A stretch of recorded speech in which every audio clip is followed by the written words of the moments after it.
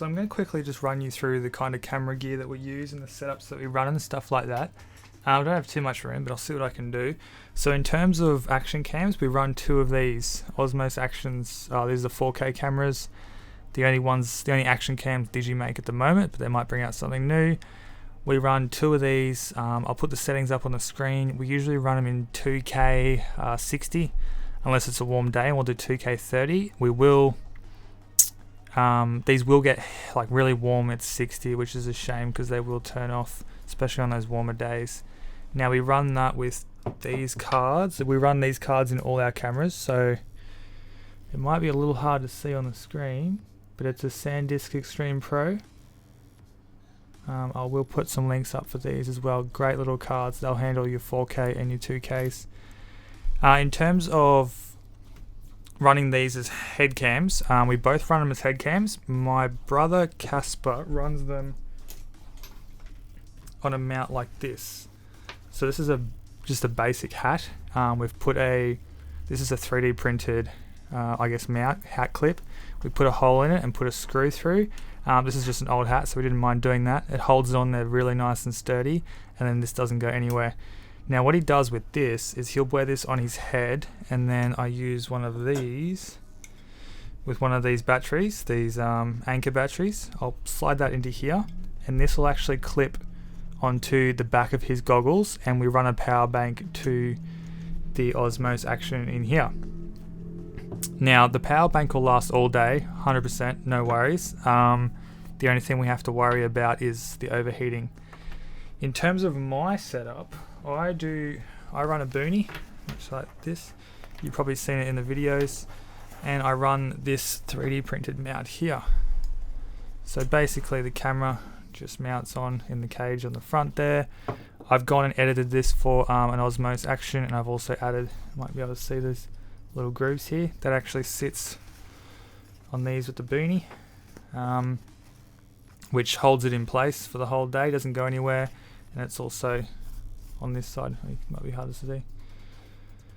More turn to the head, which is a lot easier. And what I do then is I'll run a cable through all of these loops all the way to the back, and that'll drop down to a USB port on my back of my plate carrier, and then that runs to the front of my chest rig, and I'll just show you.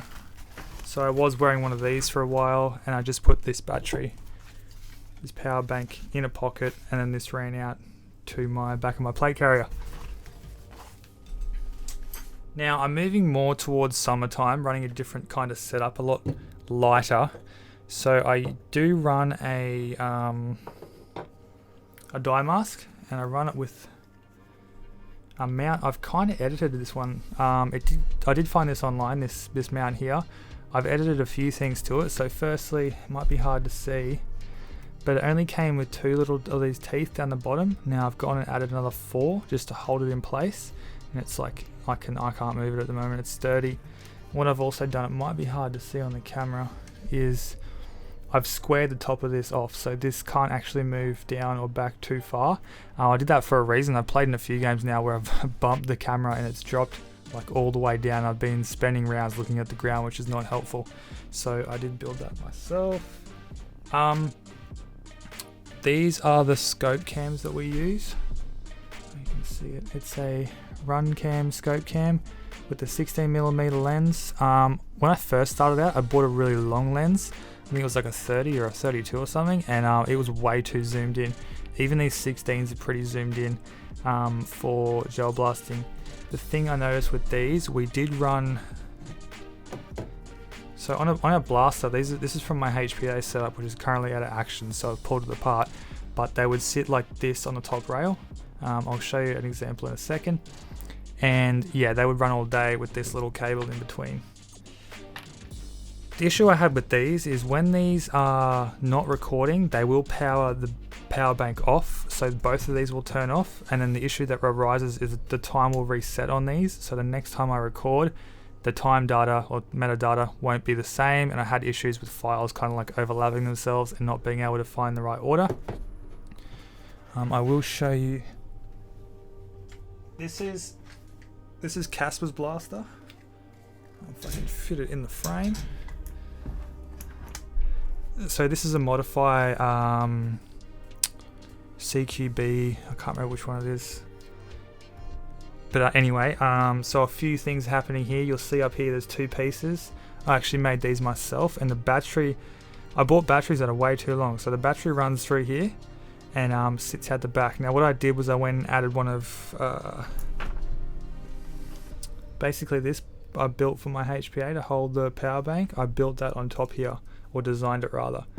So that sits the power bank up on here, and you'll see at the very front here, just in the side of the frame, is the scope cam. So I just attach, the power cable through here, zip tied it on, and that's it. Good to go. Got some great positive feedback. People really like these. They always ask us like, "What are you doing? What are you running there?" Which is really great. Yeah, so that's Casper, how he runs his blaster. Now,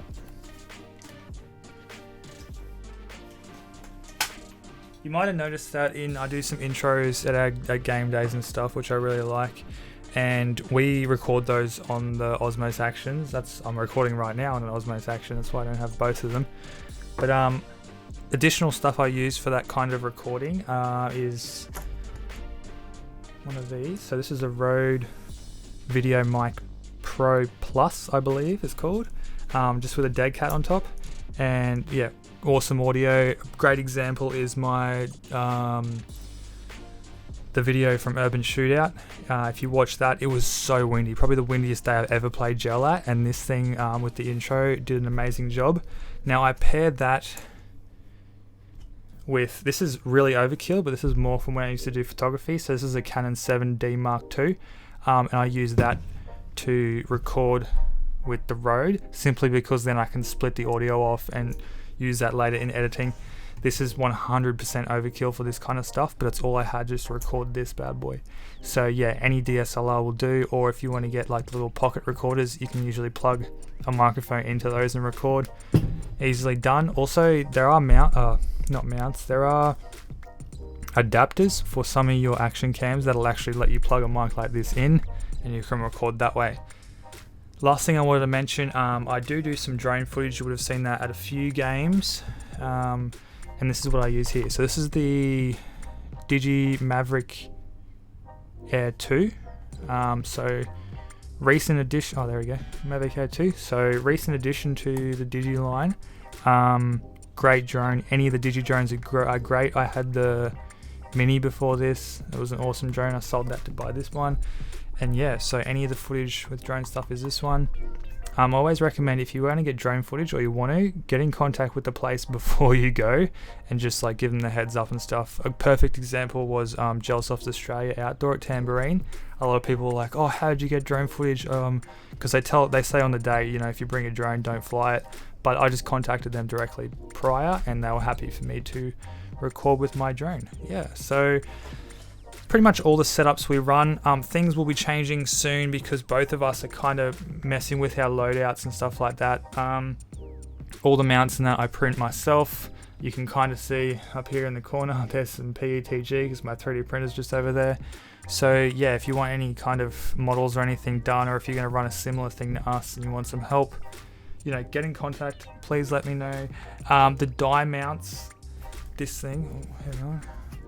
I would highly recommend printing something kind of more like the one I've made, because the issue I had, and this is going to be very important for people running around, is the teeth weren't enough, or these little clips weren't enough, and this would still have quite a lot of movement. But as you can see now, as I move it, the whole thing's flexing, so it's not going anywhere. And then yeah, I can't even turn it down. I can turn it a little bit more back, but yeah. Hopefully that gives you some idea of what we run. If you got any questions about what we run, or if you want to discuss anything else in the video, just hit me up anytime. I'm happy to discuss all this kind of stuff with you. Yeah, so I appreciate your time and hopefully you enjoyed.